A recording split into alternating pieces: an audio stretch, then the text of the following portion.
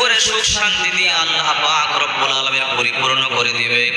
ওই ঘরে বৃষ্টি যেমনি বর্ষিত হয় আল্লাহ পাক রব্বুল আলামিন ওই ঘরে তেমন ভাবে রহমত বৃষ্টির মতো নাজিল করবে। এই জন্য স্ত্রীর তিনটি জায়গার মধ্যে চুম্বন করবেন। কোন কোন জায়গায় আমি অবশ্যই আপনাদেরকে বলে দেব।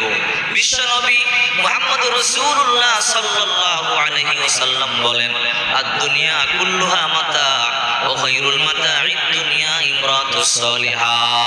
গোটা পৃথিবীটাই হলো আল্লাহ তাআলার নিয়ামত, আর এর মধ্যে সবচেয়ে শ্রেষ্ঠ নিয়ামত হলো একটা নেককার স্ত্রী।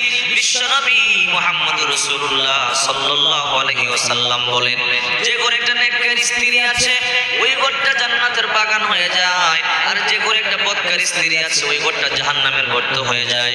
স্বামী আর স্ত্রীর ব্যাপারে আল্লাহ পাক রব্বুল আলামিন বলেন, কুন্না লিবাসুল লাকুম ওয়া আনতুম লিবাসুল লাহুন্না।